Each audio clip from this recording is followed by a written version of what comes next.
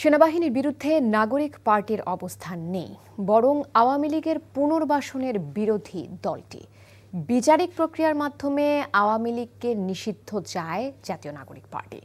রাজধানী শাহবাগের জাদুঘরের সামনে বিকেলে কথা বলেছেন দলটির দক্ষিণাঞ্চলের মুখ্য সংগঠক হাসনাত আব্দুল্লাহ। এনসিপির মহানগর দক্ষিণের এই প্রতিবাদ সভায় হাসনাত বলেন, এদেশের রাজনীতি পরিচালিত হবে রাজনীতিবিদদের হাত ধরে। আওয়ামী লীগকে পুনর্বাসন করেছিল বিএনপি। জামায়াতও আওয়ামী লীগকে পুনর্বাসন করে তাদের কেন্দ্রীয় নেতাদের হারিয়েছে। আওয়ামী লীগের মানবতা বিরোধী অপরাধের বিচার 7 মাসেও সম্পন্ন না হওয়ায় বর্তমান সরকারের সমালোচনা করেন।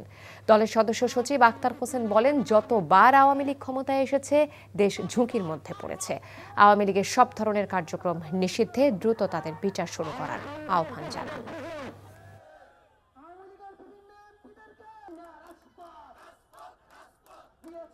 বাংলাদেশ সেনাবাহিনীর উপর আমাদের পূর্ণ আস্থা, পূর্ণ সমর্থন এবং এই ইনস্টিটিউশনের উপর আমাদের পূর্ণ শ্রদ্ধা রয়েছে।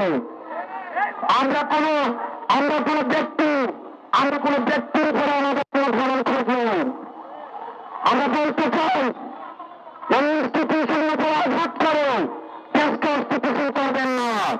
বাংলাদেশের মানুষ শুধু তাদের কথার মধ্য দিয়ে নয়, তাদের জীবন দিয়ে আওয়ামী লীগের বিষয়ে তাদের সিদ্ধান্ত জানিয়ে দিয়েছে।